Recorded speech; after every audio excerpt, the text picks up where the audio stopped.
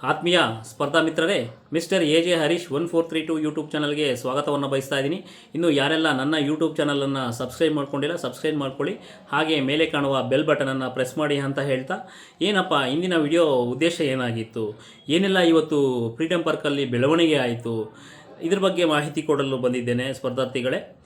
ಏನಪ್ಪ ಅಂದರೆ ನನಗೆ ಒಂದು ಕಡೆ ಖುಷಿನೂ ಆಗ್ತಿದೆ, ಒಂದು ಕಡೆ ಬೇಸರನೂ ಆಗ್ತಾಯಿದೆ. ಯಾಕಂದರೆ ಈ ಹಿಂದೆ ನಡೆದಂತಹ ಯಾವುದು ಕೇಸ್ ರೀನೋಟಿಫಿಕೇಷನ್ ಆಗಿರಬಹುದು, ವಿಜಯಪುರದ ಏನು ಹೋರಾಟ ಆಗಿರಬಹುದು, ಹಾಗೆ ಧಾರವಾಡದ ಹೋರಾಟ ಆಗಿರಬಹುದು, ಇವನ್ನು ಗಮನಿಸಿದಾಗ ನನಗೆ ಒಂದು ದೊಡ್ಡ ಮಟ್ಟದ ಯಶಸ್ಸು ಕಾಣಿಸಿತ್ತು, ನನ್ನ ಕಣ್ಣಿಗೆ ಕಾಣಿಸಿತ್ತು.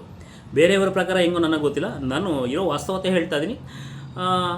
ಆ್ಯಕ್ಚುಲಿ ತುಂಬ ಹೃದಯದ ಧನ್ಯವಾದಗಳನ್ನು ಅಕ್ಸ ಸಂಘಟನೆಯ ಏನು ಕಾಂತಕುಮಾರ್ ಅವರಿಗೆ ತಿಳಿಸಬೇಕು. ಯಾಕಂದರೆ ಅವರು ಸ್ವಯಂ ಪ್ರೇರಿತವಾಗಿ ಯಾರದೇ ಹೆಲ್ಪ್ ತಗೊಳ್ಳದೆ ಸ್ಪರ್ಧಾರ್ಥಿಗಳ ಪರವಾಗಿ ಜೈಲಿಗೆ ಹೋಗಿದ್ದಾರೆ, ಎಷ್ಟೋ FIRಗಳಾಗಿದೆ, ಎಷ್ಟೋ ಕೇಸನ್ನು ನಡೆಸ್ಕೊಂಬಂದಿದ್ದಾರೆ.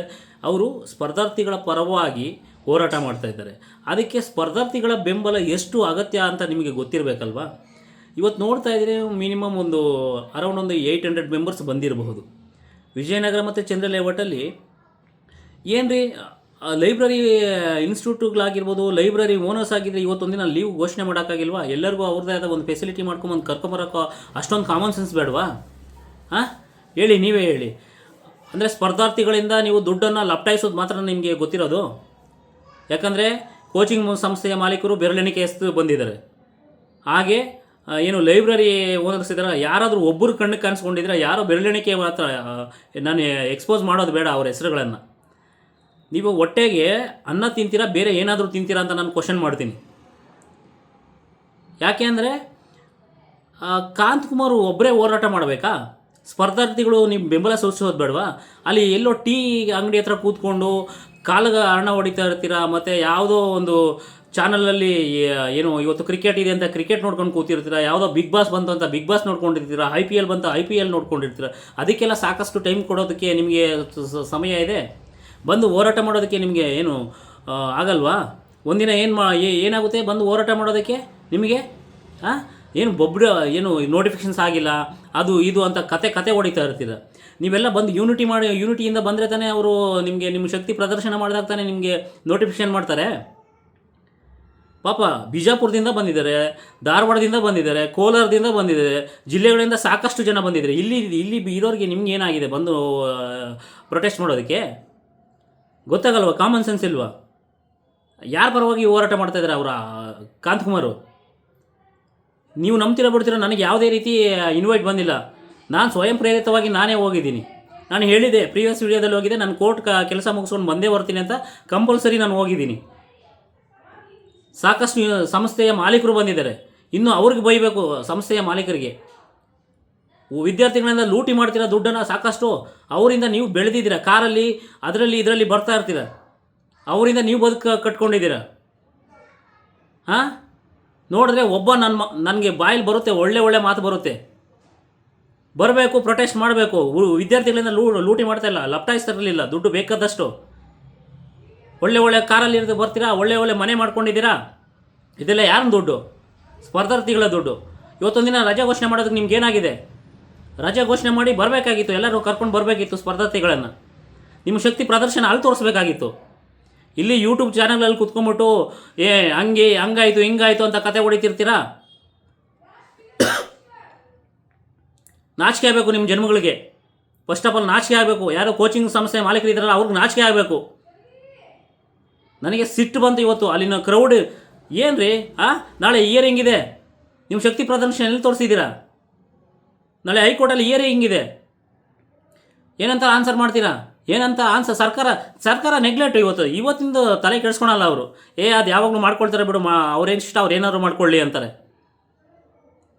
ನಿಮಗೇನಾಗಿದೆ? ಫಸ್ಟ್ ಆಫ್ ಆಲ್ ಸ್ಪರ್ಧಾರ್ಥಿಗಳಿಗೆ ಹೇಳ್ತಾ ಇದ್ದೀನಿ, ಎಷ್ಟು ಆಗ್ತಾರೆ ಕೇಸು? ಎಷ್ಟು ಜನ ಮೇಲೆ ಹಾಕ್ತಾರೆ ಅವರು? ನೋಡಿದ್ರಲ್ಲ ಬೇರೆ ದೇಶಗಳಲ್ಲಿ ಹೆಂಗೆಲ್ಲ ಆಗ್ತಿದೆ ಅಂತ.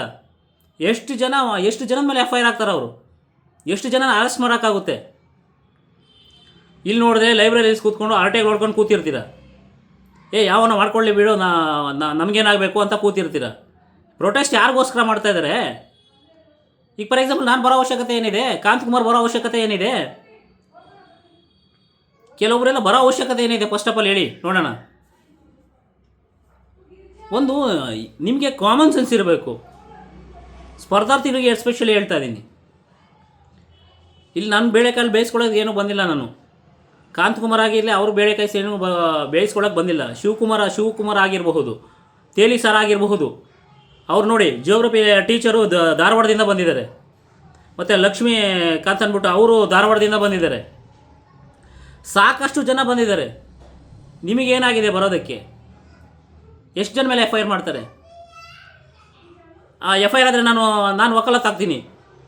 ವಕಾಲತ್ತಾಗಿ ನಾನು ಫ್ರೀ ಸರ್ವಿಸ್ ಕೊಡ್ತೀನಿ. ಯಾಕೆ ಬರಲ್ಲ ನೀವೆಲ್ಲ? ಒಂದು ನಿಮ್ಮಲ್ಲಿ ಫಸ್ಟ್ ಆಫ್ ಆಲ್ ಹೇಳ್ತಾ ಇದ್ದೀನಿ, ಯೂನಿಟಿ ಅನ್ನೋದಿಲ್ಲ. ಸ್ಪರ್ಧಾತ್ಮಕ ಲೋಕದಲ್ಲಿ ಏನು ಬೆಳವಣಿಗೆ ಆಗ್ತಾಯಿದೆ ಅಂತ ನಿಮ್ಮದೇ ಆದ ನಿಮ್ಮ ಓನ್ ಡಿಸಿಷನ್ ತೊಗೊಳಕ್ಕೆ ನಿಮಗೆ ಕೇಪಬಿಲಿಟಿ ಇಲ್ಲ. ನೀವು ಅನ್ಫಿಟ್ ಫಾರ್ ದಿ ಸ್ಟೂಡೆಂಟ್ಸ್ ಅಂತ ಹೇಳೋಕ್ಕೆ ನಾನು ಬಯಸ್ತೀನಿ. ಏನು ಬೇಕಾದರೂ ಅನ್ಕೋಬೋದು. ಯಾರ್ಯಾರು ಬಂದಿಲ್ಲ, ನನಗೆ ಯಾಕೆ ಬೇಕು? ಯಾರೋ ಮಾಡ್ಕೊಳ್ತಾರೆ, ಯಾವನೋ ಮಾಡ್ಕೊಳ್ತಾರೆ, ನನಗೆ ಯಾಕೆ ಬೇಕು? ಕಾಲ ಆದಾಗ ನಾನು ಬರ್ಕೊಳ್ತೀನಿ. ಇಂಥ ಮನುಷ್ಯ ಏನು ಥಾಟ್ ಇಟ್ಕೊಂಡಿರೋರು ನೀವೆಂದಿಗೂ ನೀವು ಸೊಸೈಟಿಗೆ ಬಂದರೂ ನೀವು ಯಾವಲ್ಲಿ ಸರ್ವೈವ್ ಆಗೋಕ್ಕಾಗಲ್ಲ. ಇವಾಗಲೇ ಧ್ವನಿ ಎತ್ತದವನು ಮುಂದೇನೋ ಧ್ವನಿ ಎತ್ತುತ್ತೀರಾ? ಇಲ್ಲಿ ಸಲ್ಲದವನು ಎಲ್ಲೂ ಸಲ್ಲಲಾರ ಅಂತ ವಚನ ಇದೆ. ನನಗೆ ಸಿಟ್ಟು ಬರುತ್ತೆ. ಇಲ್ಲೇನೋ ದೊಡ್ಡದಾಗಿ ಭಾಷಣಗಳು ಬಿಗಿತಾರೆ ಯೂಟ್ಯೂಬಲ್ಲಿ, ಕ್ಲಾಸ್ಗಳಲ್ಲಿ. ಈ ಮಾನ ಮರ್ಯಾದೆ ಇದ್ದರೆ ಫಸ್ಟ್ ಆಫ್ ಆಲ್ ಇವರು ಸಂಸ್ಥೆಗಳವ್ರು ಬರಬೇಕು. ಫಸ್ಟ್ ಆಫ್ ಆಲ್ ಅಲ್ಲಿ ಕೋಚಿಂಗ್ ಸೆಂಟರ್ ಸಂಸ್ಥಾಪಕರು ಬರಬೇಕು. ನಾನು ಯಾರ ಪರ ವಿರೋಧ ಅಂತ ಮಾತಾಡ್ತಿಲ್ಲ. ಯಾಕಂದರೆ KS ರೀನೋಟಿಫಿಕೇಷನಲ್ಲಿ ಆದ ಒಂದು ಯೂನಿಟಿ ಬಂದು ಈಗಿಲ್ಲ. ಯಾಕೆ? ನನ್ನ ಕ್ವಶನ್ ಮಾರ್ಕ್. ಆ ಟೈಮಲ್ಲಿದ್ದ ಯೂನಿಟಿ ಸ್ಪರ್ಧಾರ್ಥಿಗಳಲ್ಲಿ ಬರ್ತಾ ಯಾಕೆ ಕಡಿಮೆ ಆಯಿತು? ನೀವಿಷ್ಟು ನೆಗ್ಲೆಕ್ಟ್ ಮಾಡಿದ್ರೆ ಸರ್ಕಾರ ನೆಗ್ಲೆಕ್ಟ್ ಮಾಡುತ್ತೆ. ಅವ್ರು ತಲೆನೇ ಕೆಡಿಸ್ಕೊಳ್ಳಲ್ಲ. ಇನ್ನೂ ಹೋಗುತ್ತೆ, ಇನ್ನು ಮುಂದೆ ಹೋಗುತ್ತೆ. ನಿಮ್ಮಲ್ಲೇ ಯೂನಿಟಿ ಇಲ್ಲ, ನೀವೇ ಇದು ಮಾಡೋದಿಲ್ಲ. ಯಾರು ಮಾಡಬೇಕು? ನನಗಂತೂ ತುಂಬ ಬೇಜಾರಾಯಿತು. ಬಟ್ ಬಂದಿರೋರಿಗೆ ಎಲ್ಲ ತುಂಬ ನಾನು ಥ್ಯಾಂಕ್ಸ್ ಹೇಳ್ತೀನಿ. ನಾನು ಸಹ ಬಂದಿದ್ದೆ. ಸ್ವಲ್ಪ ಲೇಟ್ ಆಯಿತು, ತಡ ಆಯಿತು ಬರೋದು ಅಷ್ಟೇ. ಬಟ್ ನಾನು ಹೇಳಿದ್ದೆ, ನಾನು ಬರ್ತೀನಿ ಅಂದರೆ ಬರ್ತೀನಿ, ಬರಲ್ಲ ಅಂದರೆ ಬರಲ್ಲ. ಇರೋ ವಾಸ್ತವತೆ ಹೇಳ್ತೀನಿ. ನನಗೆ ಯಾರೂ ಇಲ್ಲಿ ನೀವು ಹಿಂಗೆ ಮಾಡಿ ಹಂಗೆ ಮಾಡಿ ಅಂತ ನನಗೆ ಯಾರೂ ನನಗೆ ಪ್ರೇರೇಪಣೆ ಕೊಟ್ಟಿಲ್ಲ. ನಾನು ಸ್ವಯಂ ಪ್ರೇರಿತವಾಗಿ ಬಂದಿದ್ದೀನಿ. ಕೋರ್ಟ್ ಕಲಾಪ ಮುಗಿಸ್ಕೊಂಡು ಅಲ್ಲಿ ನಮಗೇನೋ ವರ್ಕ್ ಇತ್ತು, ಮುಗಿಸ್ಕೊಂಡು ಮತ್ತೆ ನಾನು ಪುನಃ ಬಂದು ನಾನು ಅಟೆಂಡ್ ಮಾಡಿ ನನಗೇನು ಫಾರ್ ಎಕ್ಸಾಂಪಲ್ ನೋಡಿರಿ, ಆಸ್ ಎ ಅಡ್ವೊಕೇಟ್ ಇದ್ದೀನಿ ರೀ. ನಾನು ಸ್ಪರ್ಧಾರ್ಥಿಯಾಗಿ ಬಂದಿಲ್ಲ, ಅಲ್ಲಿ ಅಡ್ವೊಕೇಟಾಗಿ ಬಂದಿಲ್ಲ. ಯಾಕಂದರೆ ನಾನು KPSC ಎಕ್ಸಾಮ್ಸನ್ನು ಎದುರಿಸ್ತಾ ಇದ್ದೀನಿ. ಓಕೆನಾ? ಆ ಕಾರಣದಿಂದ ನಾನು ಸ್ಪರ್ಧಾರ್ಥಿಯಾಗಿ ಬಂದಿದ್ದೆ. ನಿಮಗೆಲ್ಲ ಏನಾಗಿತ್ತು ಬರೋದಕ್ಕೆ?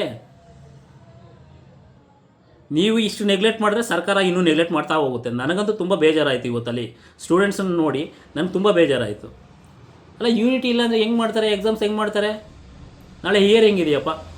ನನಗೆ ನಾಳೆನೂ ಡೌಟ್ ಇದೆ. ಡೌಟು ನಮ್ಮ ಪರ ಆಗುತ್ತೆ ಅನ್ನೋದು ನನಗೆ ನಾಳೆನೂ ಡೌಟ್ ಇದೆ. ಆ ಕಾರಣದಿಂದ ಒಂದು ಎಚ್ಚೆತ್ಕೊಳ್ಳಿ. ಫಸ್ಟ್ ಆಫ್ ಆಲ್ ಸ್ವಯಂ ಪ್ರೇರಿತವಾಗಿ ನಿಮ್ಮ ಸ್ವಂತ ಆಲೋಚನೆಗಳು ಯಾವ ವ್ಯಕ್ತಿಗೆ ಬರ್ತಾನೆ ಅವನು ಸಕ್ಸಸ್ ಆಗ್ತಾ ಹೋಗುತ್ತಾನೆ. ಅಲ್ಲಿ ಬಂದಿರೋರೆಲ್ಲ ಬುದ್ಧಿವಂತರು, ಇಲ್ಲಿರೋರೆಲ್ಲ ದಡ್ರು ಅಂತ ನಾನು ಹೇಳ್ತಾ ಇಲ್ಲ.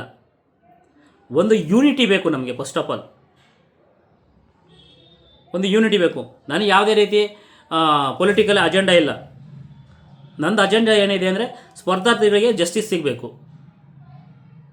ಯಾಕಂದರೆ ನಾನು ಆ ಮಟ್ಟದಿಂದ ಬಂದಿರೋದೆ, ನಾನು ಸ್ಪರ್ಧಾರ್ಥಿಯಾಗಿ ಬಂದಿರೋವನು. ಆ ಕಾರಣದಿಂದ ಅಲ್ಲಿನ ಕಷ್ಟಗಳು, ಸುಖಗಳು, ಅಲ್ಲಿನ ನೋವುಗಳು ಪ್ರತಿಯೊಂದು ನನಗೂ ಯಾವುದೋ ಅರಿವಿದೆ. ಆ ಕಾರಣದಿಂದ ನನಗೆ ತುಂಬ ಬೇಜಾರಾಯಿತು ಇವತ್ತು. ಸ್ಪರ್ಧಾರ್ಥಿಗಳೇ ಇನ್ಮೇಲೆ ಆದರೂ ಎಚ್ಚೆತ್ಕೊಳ್ಳಿ. ಅಲ್ಲ ರೀ, ಲೈಬ್ರರಿ ಅವರು ಓನರ್ಗಳು ಹಾಗೆ ಸಂಸ್ಥೆಯ ಮಾಲೀಕರು ಏನು ಮಾಡಬೇಕು? ಒಂದಿನ ರಜೆ ಘೋಷಣೆ ಮಾಡಬೇಕಿತ್ತಪ್ಪ. ಘೋಷಣೆ ಮಾಡಿ ನೀವು ಅವ್ರ ಹತ್ರ ಲಕ್ಷ ದುಡ್ಡು ಪೀಕ್ತಿರಲ್ಲ, ತಿಂಗಳ ಬಂದರೆ ಅಥವಾ 3 ತಿಂಗಳು ಒಂದ್ಸರಿ ದುಡ್ಡು ಬೇಕಾದಷ್ಟು ಲೂಟಿ ಮಾಡ್ತಿರಲ್ಲ. ಈಗ ನಿಮಗೆಲ್ಲ ಏನಾಗಿದೆ ದಾಡಿ ಬರೋದಕ್ಕೆ?